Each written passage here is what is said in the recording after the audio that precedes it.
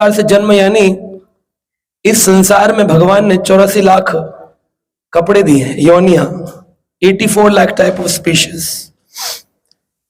किसी को शरीर मिलता है पंजाबी का, किसी को मिलता है गुजराती का, किसी को बंगाली का, किसी को अफ्रीकन का, किसी को अमेरिकन का, किसी को गंधर्व लोक का, किसी को स्वर्ग लोक का, किसी को उच्च ब्रह्म लोक का, किसी को पाताल का, किसी को सूतल का, किसी को सर्प लोक का।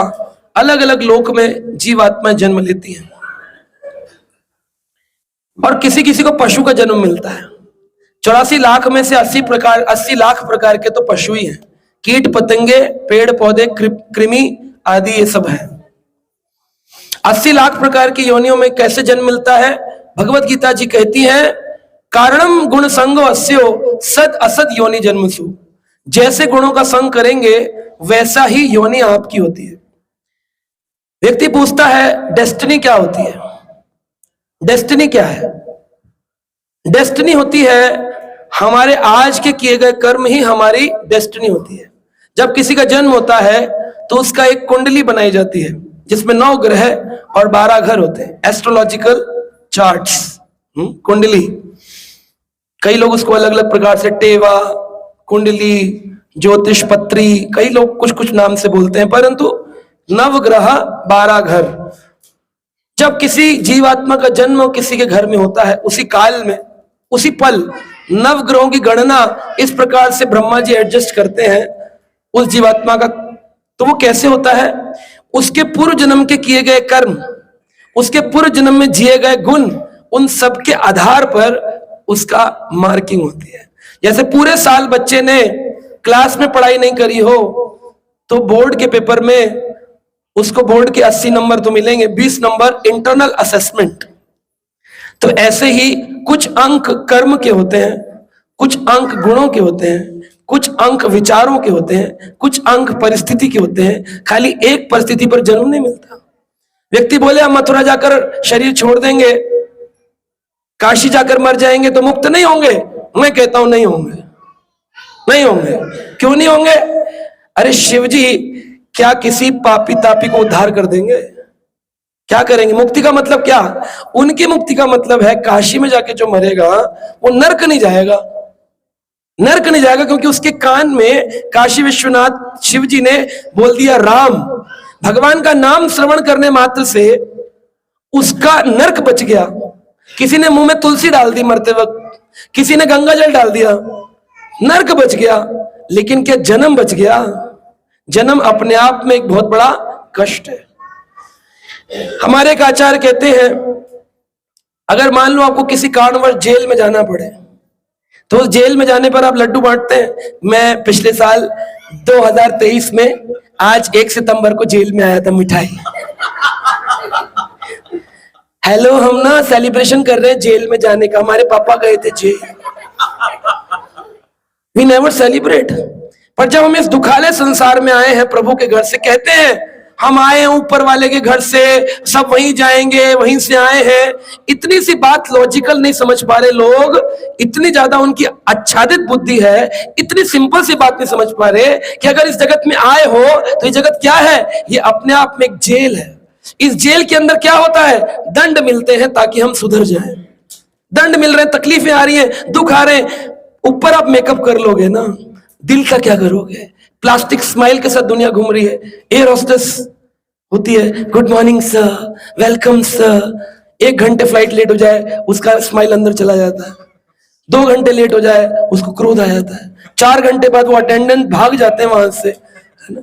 एक बार मेरी फ्लाइट 13 घंटे लेट हुई, मैंने देखा एयर होस्टेस का रूप ही बदल गया, मेकअप भी उतर गया, कपड़े भी चेंज हो गए, पानी पानी, भूख भूख, प्यास प्यास करने लगा। यानी कि जो ऊपर का आपने शरीर के ऊपर लेपन किया है ये केवल एक्सटर्नल है, बाहरी है। अंदर मन से हर आदमी दुखी है। हेलो जी, कैसे हैं? हाँ बढ़िया गुप्ता जी, बढ़िया। अंदर रो रहे होते, बेटा मेरा बात नहीं करता, वाइफ ने मुझे धक्के दे रखे। हाँ जी जी नमस्ते जी, कैसे? बढ़िया जी, सब बढ़िया। अंदर जाके चुप हो जा, चुप हो जा। घरों में क्लेश हो रहे, बाहर से प्लास्टिक स्माइल, खुश खुश खुश खुश। ये कैसे हो रहा है? क्यों हो रहा है? जिस दिन जन्म हुआ उसी दिन लिख दिया गया तेरे जीवन में क्या क्या होने Nobody can change. नहीं नहीं पुखराज पहन लो बदल जाएगा। तो फिर महामृत्युंजय जाप करने वाले लोग क्यों नहीं सारे के सारे फौजियों को महामृत्युंजय सिखा देते हैं और कहते हैं महामृत्युंजय जपो तुम्हारी मृत्यु नहीं होगी, हर साल हमारे इतने सारे फौजियों का देश के नाम पर शहीद होना बच जाएगा, सबको सिखा दो। आज तक कोई भी हमारे लिखे गए कर्मों को बदल नहीं सकता। अगर कोई बदल सकता है तो केवल एक ही व्यक्ति, और वो कौन? हम खुद। कृष्ण कहते हैं गीता में, सर्वधर्मान परित्याज माम एकम शरणम व्रज अहम त्वम सर्व पापेभ्यो मोक्षयिष्यामि मा शुचः। केवल और केवल आज तक न किसी बाइबल में कहा गया, न कुरान में कहा गया, न गुरु ग्रंथ साहिब में कहा गया, न किसी पुराण में कहा गया। केवल और केवल गीता जी में भगवान श्री कृष्ण ने साक्षात खड़े होकर अर्जुन के सामने छाती ठोक कर कहा, कोई भी पापी व्यक्ति ले आओ करोड़ों जन्मों वाला, लेकिन अगर वो मेरी शरण में एक बार आ गया, समूल पापों से नष्ट करके तुम्हें मुक्त कर दूंगा। या तो किसी पवित्र घर में जहां उसको पूजा पाठ करने के लिए, भगवान का भजन करने का वातावरण मिलेगा।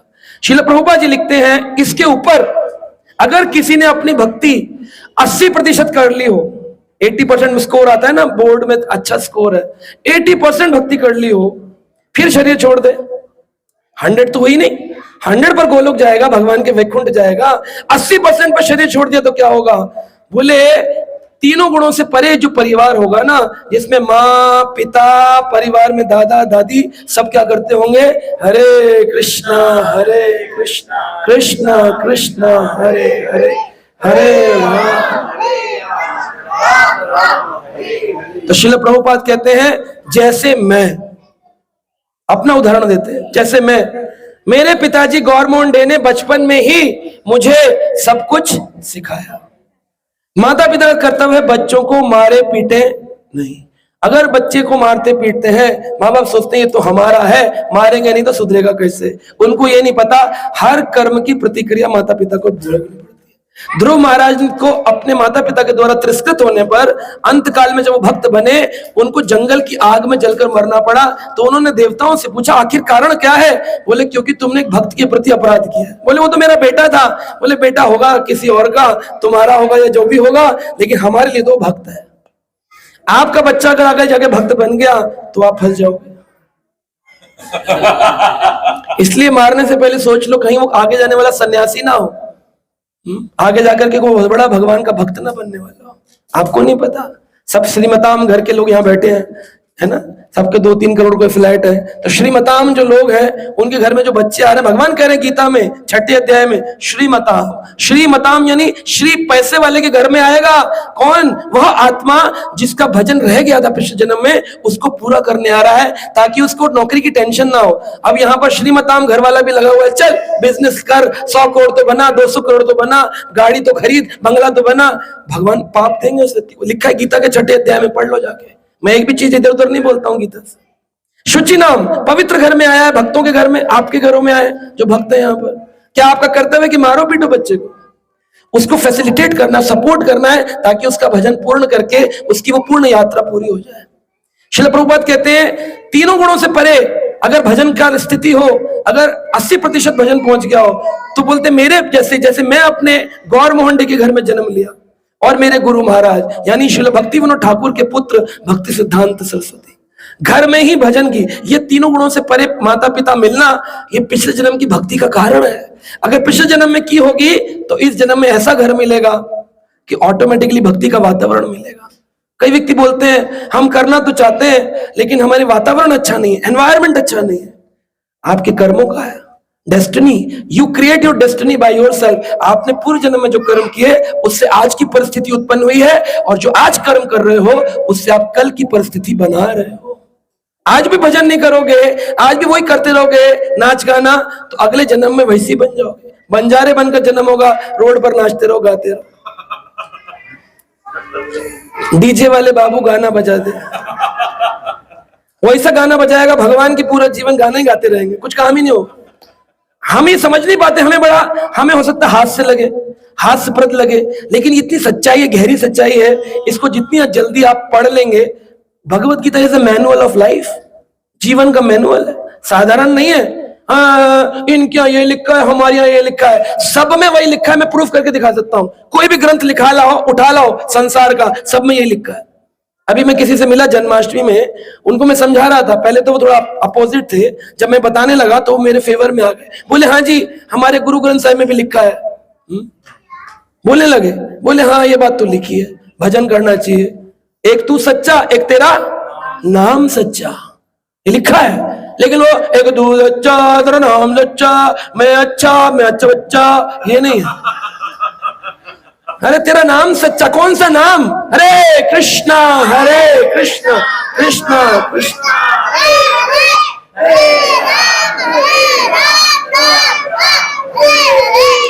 श्रील प्रभुपाद कहते हैं वृंदावन में गोस्वामी गणों के घरों में बच्चे पैदा हो रहे, बचपन से राधा रमण की सेवा मिल रही है, बाल्यकाल से ही भगवान का भजन करने का मौका मिल रहा है। कैसे मिल रहा है?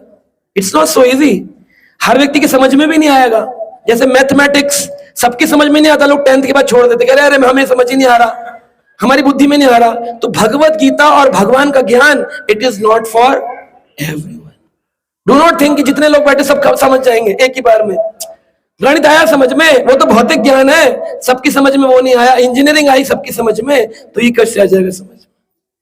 सब इसके खरीद नहीं सकते हैं। खरीदने के लिए इसके लिए पिछले जन्म का कर्म होगा, अंदर स्वच्छंद हृदय होगा, तो भक्ति का ज्ञान हृदय में प्रवेश करता है। तो कैसे हमें जीवन जीना चाहिए आज, ताकि अगला जीवन, ये तो खराब कर ही लिया हमने, अब अगला जीवन हमारा ऐसे घर में हो जाए जहां हमें बचपन से एनवायरमेंट मिल जाए, है कि नहीं? तो ऐसे एनवायरमेंट के लिए क्या करना चाहिए, कुछ विशेष बातें हम सुनेंगे। पहली चीज है कि हमको असत्संग का त्याग करना सीखना चाहिए। फर्स्ट इज असत्संग त्याग। असत्संग त्याग यही वैष्णव आचार। अगर आप सच में भगवान की प्राप्ति चाहते हो कि प्रभु आपको दर्शन दे, साक्षात आपकी आंखों के आगे भगवान का दर्शन हो, तो आपको असत्संग लोगों का त्याग करना चाहिए। असत्संग का मतलब जिनका जीवन का लक्ष्य प्रभु की प्राप्ति ना होकर के संसार की प्राप्ति है। ऐसा तो शायद ही कोई होगा भारत में जो मंदिर ना जाता हो, गुरुद्वारे ना जाता हो, लेकिन वो जाते हैं किस लिए? अपने सुख के लिए। तो इनमें और भक्त में भेद होता है। क्या फर्क है? एक व्यक्ति जो भगवान के मंदिर जा रहा है भगवान के सुख के लिए, और एक जा रहा है अपने सुख के लिए, इन दोनों में भेद है। एक मंदिर जाता है ताकि मेरा जीवन चलता रहे, एक मंदिर जाता है ताकि कृष्ण की सेवा चलती रहे, दोनों में भेद है। अब ये भेद को जो समझ जाएगा वो कहते हैं अजी एक आस्तिक में और भक्त में क्या फर्क है? आस्तिक में और भक्त में क्या फर्क है? आस्तिक नौकरी पे जाता है ताकि मंदिर की सेवा चलती रहे, है ना? आस्तिक जो होता है वो मंदिर जाता है ताकि मेरी नौकरी चलती रहे, और भक्त मंदिर जाता है और नौकरी पे जाता है ताकि मंदिर की सेवा चलती रहे। तो एक व्यक्ति अपना धन कमाता है ताकि प्रभु की सेवा करे, एक मंदिर को साधन बना लेता है, यहां से मुझे कुछ लोग मिल जाएंगे, ये अच्छी कम्युनिटी है, मैं बिजनेस कर सकता हूं। उसने प्रभु को सीढ़ी बनाया है अपनी सुख की प्राप्ति के लिए, एक ने प्रभु की प्राप्ति के लिए अपने जीवन को सीढ़ी बनाया कि प्रभु मैं कष्ट में रहूंगा लेकिन मुझे आपकी प्राप्ति करनी है। आप समझ रहे हैं साधन क्या है और साध्य क्या है? साध्य वस्तु कृष्ण हो तो जीवन होता है सही, और साध्य वस्तु सुख हो, भौतिक सुख कैसे मिलेगा? सुख संपत्ति घर आवे कष्ट मिटे तन का, यानी कि साध्य वस्तु सुख है, कृष्ण नहीं। सुख मिलते कृष्ण छूट जाएंगे, और जिसका साध्य टारगेट ही कृष्ण है वो व्यक्ति का फिर कभी नहीं जाने वाला, वो इधर उधर नहीं जाएगा। तो इसलिए पहला नियम है असत्संग त्याग यही वैष्णव आचार। ऐसे लोगों का संग मत करो जो आपको मिस डायरेक्ट करे। लोग बोले नहीं नहीं, अरे व्हाट इज इन इट, इसमें क्या है, अरे लाइफ मिली है, let's enjoy, we should do something. What you will do something? You are already cracked from inside, what you will do from inside? You cracked, completely cracked. Wait for the time you will become mentally crack. You cracked from inside. A day will come, and we have seen Alzheimer हो जाता है किसी को, कुछ हो जाता है, memory loss हो जाता है, अपनी प्रॉपर्टियां छोड़कर मर जाते हैं, कुछ नहीं लेके जाते अपने से। दूसरा है व्यक्ति को युक्त वैराग्य होना चाहिए। युक्त वैराग्य क्या है? रहो घर में लेकिन भगवान के बनकर रहो, युक्त वैराग्य। ये नहीं होना चाहिए कि वैरागी का मतलब है छोड़ दो संसार चलो हरिद्वार, ये नहीं कह रहे। रहो परिवार में लेकिन यह सोच के रहो जीवन का लक्ष्य सुख की प्राप्ति नहीं है, कृष्ण की प्राप्ति है, और कृष्ण अगर मिल गए तो सुख नहीं मिलेगा, आनंद मिलेगा। नंद के आनंद भयो। तो कृष्ण भक्ति में आनंद है, सुख नहीं है, क्योंकि सुख तो कट के दुख में बदल सकता है, लेकिन आनंद कभी घट के निरानंद नहीं होता है, हमेशा आनंद ही आनंद रहता है। युक्त वैराग्य में रहो, घर में रहो, प्रभु के होकर रहो, भगवान के चिंतन में रहो, काम करते चलो, नाम जपते चलो, कृष्ण गोविंद गोपाल गाते चलो। काम करो, ड्राइविंग करो, बोल दो कृष्ण कृष्ण गोविंद गोविंद गोपाल गोपाल। क्या प्रॉब्लम है? हमने तो नहीं कहा साधु बनकर जाओ डंडा लेके पहाड़ों में बैठो तभी आप साधु हो ना। खाना बना रही है माता जी, हरे कृष्ण कृष्ण कृष्ण हरे हरे, क्या प्रॉब्लम है? लेकिन इसमें जल्दी कर देना, लेट मत हो जाना, जल्दी कर लो, बातें चल रही है। ये भी बना रहा है और वो भी बना रहा है, दोनों ही बना रहे हैं, लेकिन एक अपने लिए बना रहा है, एक प्रभु के लिए बना रहा है।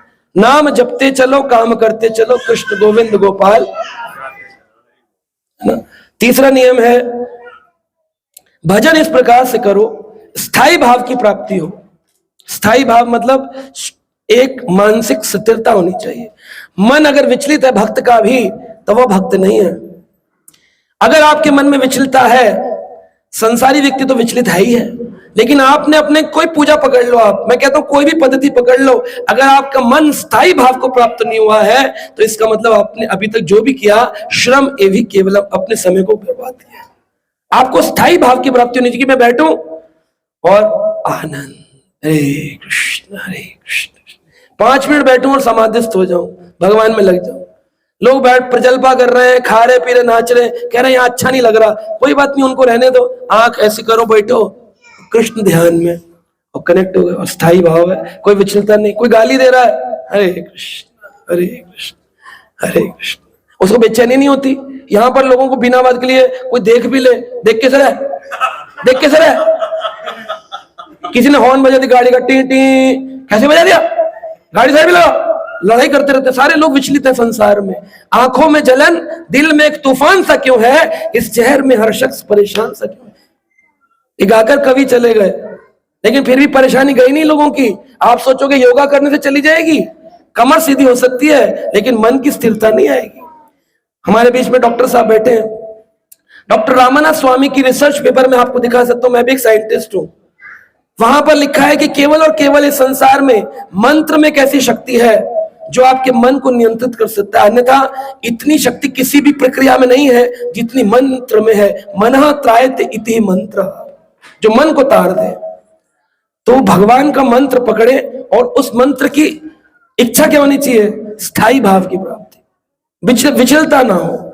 हजार हरि कृष्णा भी कर रहे हैं, कभी इधर गिर रहे हैं, धोती खुल रही है, भाग रहे हैं, पढ़ रहे हैं, लटक रहे हैं, स्थिर हो जाए, शांत चित्त। ये कैसे आएगा? आपको रोमांच होता है कभी भजन करने में कि रोंग पे खड़े हो, आंखों से आंसू आए? क्यों नहीं होता? लिखते हैं कि गौरांगा बोलीते हबे पुलक शरीरा, हरि हरि बोलीते हाँ नयने बबनी। जिस दिन हरि बोलने से आंख से पानी निकल जाए, समझो आपके पाप खत्म हो गए। चेक करो एक बार, हरि।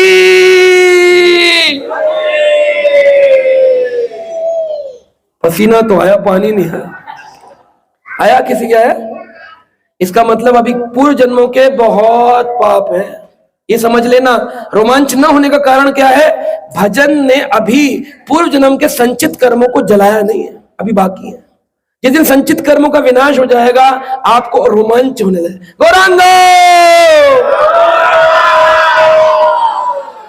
रोंग पे खड़े नहीं हुए, जिस दिन होने लग जाए समझ लेना पाप समाप्त हो गए। सूक्ष्म भी संचित कर्म रह गया, रोमांचित महसूस नहीं करो, आनंद नहीं महसूस करो, आनंद नहीं हो पाएगा। पूर्ण आनंद की प्राप्ति संपूर्ण संचित कर्मों के समाप्त होने पर थोड़ी थोड़ी तो होती है। जितने जितने पाप कर्म जलते रहेंगे उतने उतने आनंद की होगी। अब देखो, एक नया विजिटर मंदिर आता है, वो गोविंदा के लड्डू खा के कहता है हाँ बहुत अच्छा लगा, बहुत अच्छा लगा। उसको वहीं पे अच्छा लग जाता है क्योंकि उसका थोड़ा कर्म जला। फिर वो रोज रोज मंदिर आता है, कह रहे अब नहीं अच्छा लग रहा क्योंकि अभी उसके संचित कर्म और जलने बाकी है। जब जल जाएंगे भजन क्रिया से तो उसको फिर थोड़ा अच्छा लगेगा। फिर वो थोड़ा भजन में स्टैग्नेंट हो जाएगा, कह रहा मैं बढ़ नहीं पा रहा, 8 माला के आगे बढ़ नहीं पा रहा हूँ, 16 माला के आगे बढ़ नहीं पा रहा हूँ, मैं भागवत नहीं पढ़ पा रहा हूँ। तो उतने संचित कर्म अभी बाकी हैं जितना रोमांच का अनुभव कम हो रहा है। जिस दिन रोमांच पूर्ण हो जाए, समझो सारे संचित कर्म समाप्त, तब भगवान ने आपको अपनी शरण में पूर्ण रूप में लिया है। ये बहुत साइंस है, it's called a spiritual science with a 10 dimensions, not so easy. फिर कहते हैं कि व्यक्ति के अंदर उद्दीपन होना चाहिए। चौथा पॉइंट है ना, कितने हो गए? 4th पॉइंट, उद्दीपन होना चाहिए। उद्दीपन यानी पेन फील होना चाहिए। अगर आपको कृष्ण ना मिले ना, जैसे बच्चा ना दिखे तो दर्द होता, कहां गया देखना, मोनू कहां गया, मोनू कहां गया, देखो देखो, हस्बैंड वाइफ, वाइफ हस्बैंड को बोलेंगे, बेचैनी होती है। कृष्ण ना दिखे एक दिन, कृष्ण भजन ना हो एक दिन, तो बेचैनी होती है। आपको ये बेचैनी तो होती है कि 16 माला नहीं हुई है या माला नहीं हो पाई है तो आज का कैसे काउंट पूरा होगा, ये बेचैनी तो होती है। लेकिन ये बेचैनी होती है कि आज मैंने कृष्ण को देखा नहीं। भक्ति विनोद ठाकुर जब राधा कुंड पे रहते हैं तो क्या गाते हैं? राधा कुंड तट कुंज कुटीरा, राधा कुंड तट कुंज कुटीरा, यही सब देखत प्राण हराऊं, यही सब देखत प्राण हराऊं, यही सब छोड़ के कहीं नहीं जाऊं, यही सब छोड़ के कहीं नहीं जाऊं। ऐसा अनुभव हुआ कभी? मंदिर में बैठे हो, वाइफ का फोन आ जाए, सारा उद्दीपन खत्म हो जाता है। या वाइफ को हस्बैंड का आ जाए जैसे, या बच्चा स्कूल से आ गया तो उद्दीपन समाप्त हो जाता है। उद्दीपन की स्थिति ऐसी है, नरसिंह मेहता जी अपनी बेटी के घर गए हैं भात लेकर के, वहां ससुराल वाले इंतजार कर रहे हैं कि आज नरसिंह जी के जो बेटी है उसके मायके से, लड़की के मायके से आज उसके पिताजी गोद भराई के लिए साड़ी, कपड़े, सोना लेकर आएंगे। अब वो तो गरीब व्यक्ति है, भजन करता है। जैसे ही उस गांव में प्रवेश किया तो वहां देखते हैं लोग भक्त बैठ के भजन कर रहे हैं, तो नरसिंह जी बोले हम भी कर लेते थोड़ा सा, तो वो बैठ के करताल बजाने लगे। तो उनके लड़के ने कहा, श्यामल सहा ने, कि पिताजी हम यहाँ कीर्तन करेंगे तो वह बहन की गोद भराई कौन करेगा गांव में? तो उन्होंने बोला चिंता मत करो, भजन करो, थोड़ा समय बेइज्जती कम हो उतना अच्छा, क्योंकि हमारे पास कुछ है तो नहीं देने के लिए, हम पहुंच जाएंगे, हमारी बेइज्जती ज्यादा होगी, लेट से पहुंचेंगे उतनी कम बेइज्जती होगी, इसलिए चुप रहो, भजन करो। भजन करते करते करते इतने लीन हो गए, विलीन हो गए भजन मंत्र में, वो टाइम निकल गया। उधर क्या हुआ, एक बैलगाड़ी में एक श्यामल रंग के पुरुष उस बैलगाड़ी को लेकर स्थान पर पहुंचे, और वहां पहुंच करके साड़ी, कपड़े, दौलत जितना था, अन्न प्रसाद जितना था, सास ने एक चिट्ठी लिखी थी, कहा था अपने पिता से कहो कि अगर कुछ नहीं है तो कम से कम एक ईंट ही दे दे, कुछ नहीं है गोद भरने के लिए तो एक ईंट ही दे दे।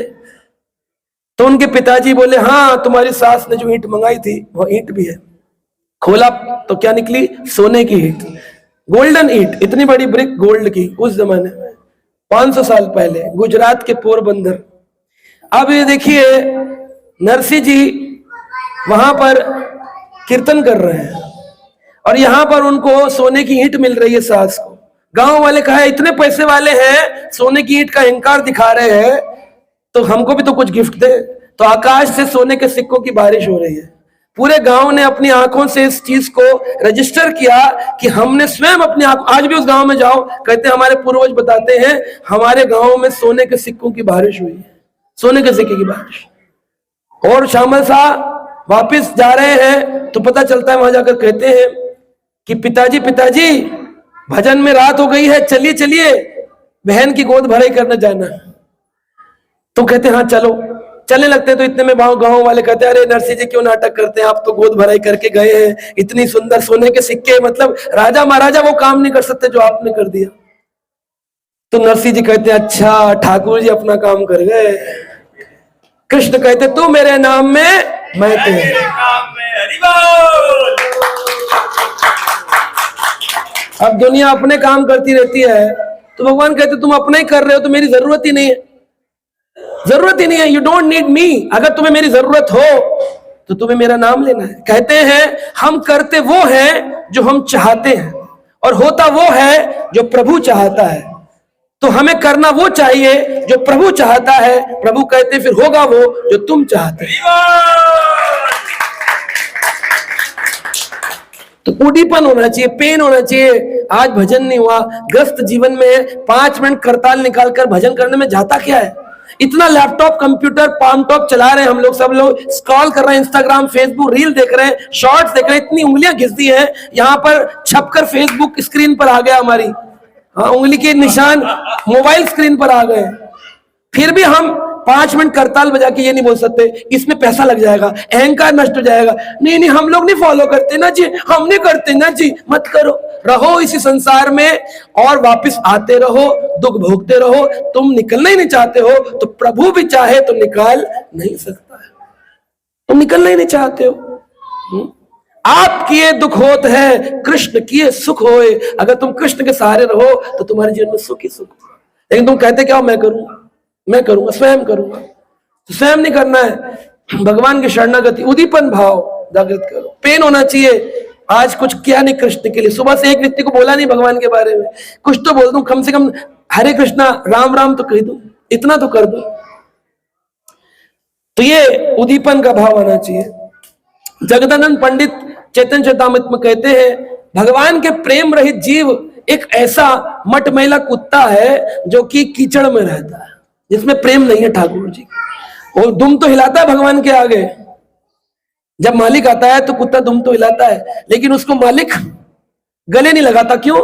क्योंकि उसमें कीचड़ लगी होती है। तो हम भगवान के आगे तो बोलते हैं जयकारा जयकारा जयकारा जयकारा, लेकिन हमारे अंदर प्रेम नहीं होता। कहते हैं तू है तो मेरा भक्त, लेकिन तुझमें इतनी मिट्टी लगी है, मैं तुझे गले नहीं लगा सकता। वो कब होगा? जब प्रेम रहित ना होकर के प्रेम में विलासित हो जाएंगे, तब उस समय कृष्ण हमको गले। अब कुत्ता साफ सुथरा हो, पूंछ हिलाए, तुरंत मालिक गले लगाता है कि नहीं? लेकिन वह मिट्टी में गिर के आया तो लगाएगा मालिक, चाहे कितनी पूंछ हिलाए। तो हम कितना ही पंखा करें भगवान के आगे खड़े होकर, हरि बोल हरि बोल हरि बोल हरि बोल हरि बोल, हम पूछ हिलाए, भगवान कहेगा हाँ हाँ हाँ आया तो, लेकिन अभी तुझे मिट्टी लगी हुई है, द्वेष की मिट्टी है, अहंकार की मिट्टी है, काम की मिट्टी है, रहित हो जा, फिर गले लगाऊंगा तुझे। जगदानंद पंडित ने कहा, प्रेम रहित व्यक्ति, भगवान कृष्ण के प्रेम से रहित व्यक्ति मिट्टी लगा हुआ कुत्ते के समान। बड़ी कड़क शब्द है, पर बोला है सच्चाई है। कितने दुम हिलाए, मालिक गले नहीं लगाएगा। तो इस प्रकार से हम देखते हैं कि जो व्यक्ति भजन करता, वो सोचता है कि मेरा जीवन, लोगों की गलती नहीं है। समाज में ब्राह्मण वो हो गए जो भिक्षाटन करते हैं, यानी दक्षिणा के ऊपर जीवन जीने वाले और भजन ना करने वाले। तो एक श्लोक आता, कहते हैं गृह छाड़ी भिक्षा करे ना करे भजन, गृह छाड़ी भिक्षा करे ना करे भजन। तो ये नहीं है जीवन का प्रयोजन। वो घर छोड़ता है सोचकर कि मैं भजन करना है, भजन की जगह भिक्षाटन में लग जाता है। तो भिक्षाटन जीवन का पर्पस नहीं है, भजन है। आप मंदिर की कोई भी सेवा करें, जीवन में कोई भी नौकरी करें। कल मुझे एक व्यक्ति मिले, हमारे बड़े अच्छे भक्त हैं, लेफ्टिनेंट कर्नल है वो आर्मी में। वो बोले कि प्रभु जी आप आइए आर्मी में और समझाइए लोगों को क्षत्रिय स्वभाव क्या होना चाहिए। तो ऐसा होता है, अलग जो समझदार है वो कहीं पर भी हो, चाहे डिफेंस में हो। अब हमारे बीच में पार्थ कृष्ण प्रभु जी हैं, एयरफोर्स के विंग कमांडर है। क्या एयरफोर्स वाला नहीं समझता बात को? है इंजीनियर नहीं समझते, ये एमबीबीएस डॉक्टर नहीं बैठे हुए हैं। समझदार कहीं पे भी हो सकता है, जरूरी नहीं है कि पढ़ा लिखा व्यक्ति समझदार नहीं हो सकता। पढ़ाई लिखाई और समझदारी में क्या भेद है? समझदार कृष्ण भक्ति करता है और ना समझ इतने इंपॉर्टेंट विषय को छोड़ करके अपना जीवन दुख में गुजार देता है। तो ये जो समझदार है वो व्यक्ति है सही माने। भगवान ने कहा इस बात को, कृष्ण वर्णम तशा कृष्णम संगोपांगास्त्र पार्षदम यज्ञे संकीर्तनम प्राये यजन्ते ही सुमेधसा। जिसकी मेधा बुद्धि सु होगी, स्कूल में मेधावी छात्र होते हैं ना, जिसकी बुद्धि प्रबल होगी वह व्यक्ति भजन क्रिया में लगेगा। जिसकी बुद्धि कमजोर होगी, चाहे वो कितना पढ़ा लिखा डिग्री वाला हो, उसकी अगर बुद्धि सुबुद्धि नहीं है तो वो व्यक्ति भजन नहीं करेगा। मनुष्य जन्म पाइया राधा कृष्ण ना भजिया, जानिया सुनिया विष खाइया, वो विष खाएगा, पॉइजन खा के जी लेगा, लेकिन भजन नहीं करेगा। रावण ने क्या कहा था, सर कटा सकता हूं लेकिन सर झुका सकता नहीं। क्या हुआ अंत में? 10 के 10 कट गए। तो जीवन में अच्छा क्या है, सर झुकाओ या सर कटाओ? झुका लो ठाकुर जी के आगे, दुनिया के आगे झुकाओ ना झुकाओ, लेकिन कृष्ण के आगे झुकाना चाहिए। इससे आपको किसी और के आगे झुकाने की जरूरत ही नहीं पड़ेगी। हरि हरि।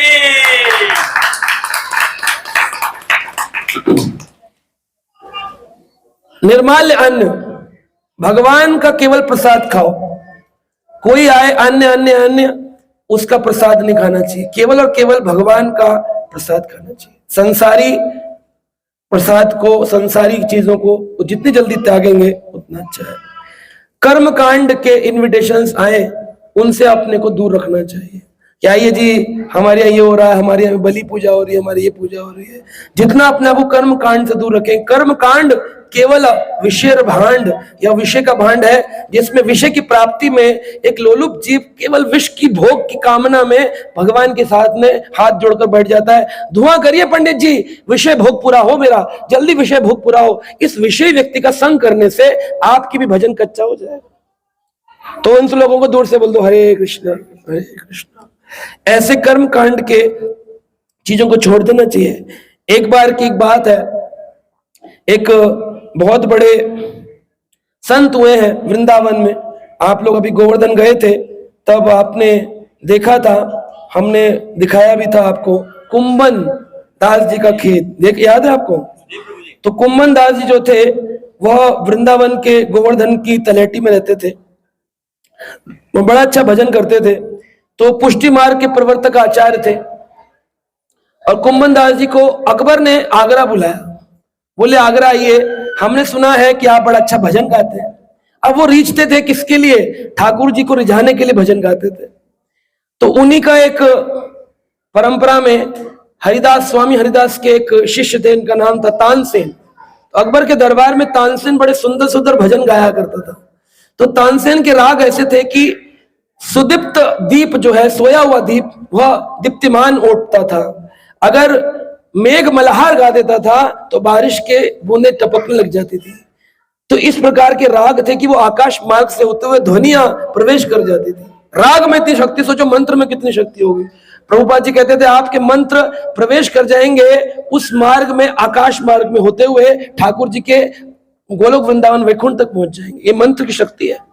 जब राग पहुंच सकता है, बारिश हो सकती है, राग में इतनी शक्ति है, म्यूजिकल, सोचो स्पिरिचुअल में कितनी शक्ति होगी, है ना?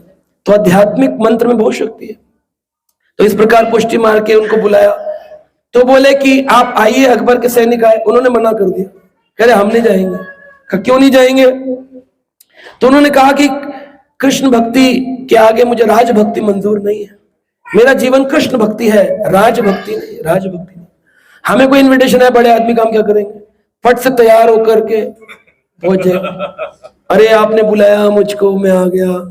उन्होंने मना कर दिया, बोले नहीं हम नहीं जाएंगे। और उन्होंने फिर एक भजन गाया, बड़ा सुंदर है। उन्होंने बोला, जब बहुत बार बोले तो बोले ठीक है चलो, अकबर बार बार बोल रहा है तो मुझे जाना चाहिए। तब अकबर के दरबार में पहुंचे तो अकबर ने कहा आपने बड़ी देर लगा दी आने में, आप अपना राग कुछ सुनाइए। तो उन्होंने बड़ा सुंदर एक भजन गाया। क्या भजन गाया?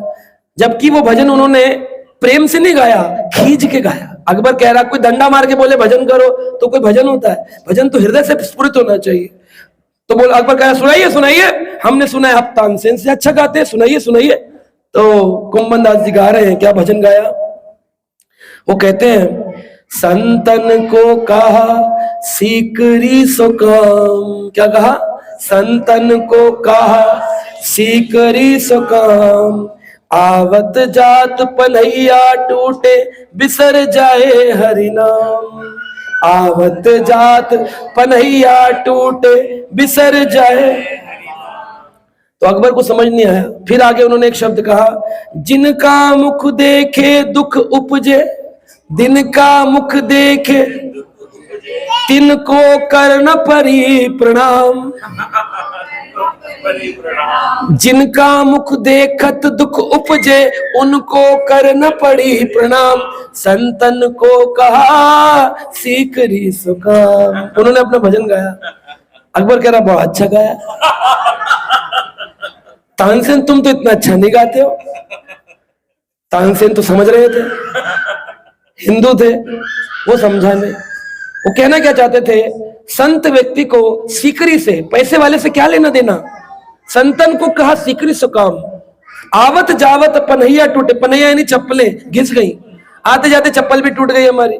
आवत जात पनैया टूटे और बिसर जाए हरि नाम, सोचना पड़ रहा है लेट ना हो जाए, दरबार बंद ना हो जाए, अकबर अकबर अकबर अकबर, कृष्ण कृष्ण कृष्ण की जगह राजा राजा राजा राजा, राज भक्ति हो गई कृष्ण भक्ति की जगह।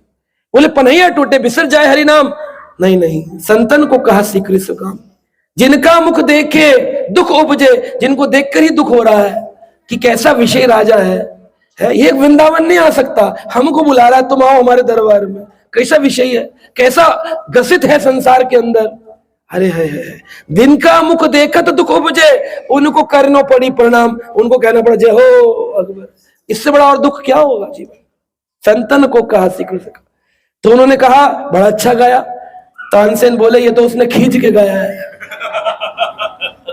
तो कहा आपने खींच के गाया है और तानसेन से अच्छा गा दिया, तो रीच के गाकर एक बार सुना दो। तो बोले आपके आगे तो रीच के नहीं गा पाएंगे, क्योंकि रीच के तो हम केवल अपने कृष्ण के लिए गा रहे हैं। हरि बोल। तो उन्होंने पूछा तानसेन की बात बताओ, तुम भी राग जानते हो, वह भी राग जानते हैं, तुम भी भजन करते हो, वो भी भजन करते हैं, तुम्हारे भजन में वह आनंद क्यों नहीं हुआ जो आनंद कुंभन दास के भजन में हुआ। तो उन्होंने कहा देखिए महाराज ऐसी बात है, मैं आपके लिए गाता हूं और वह प्रभु के लिए गाता है। मैं आपको आनंद देने के लिए गाता हूं, वो प्रभु को आनंद। तो जब भी आप कीर्तन करें, कथा करें, सेवा करें, आपका मकसद क्या होना चाहिए, कृष्ण आनंद में कितने होंगे मेरी इस क्रिया से। चोरी करे, झूठ बोले, तब भी सोचना चाहिए कृष्ण को कितना दुख होगा, और जब सेवा करे तो सोचना है कृष्ण को इतना आनंद। जिस दिन ये सोच लिया आपका जीवन सफल हो जाए। तो ये कुछ ऐसे नियम दिए हैं शास्त्रों में, मैंने बताए हैं, अगर ये पालन करें तो अवश्य अगले जन्म में अगर आपको भजन करने का मौका, वातावरण अच्छा मिलेगा। और हो भी सकता है कि अगर भजन पक्का हो गया इसी जीवन काल में, तो इस शरीर को छोड़कर आपको भगवत धाम की प्राप्ति होगी। हरि बोल। हरे कृष्ण।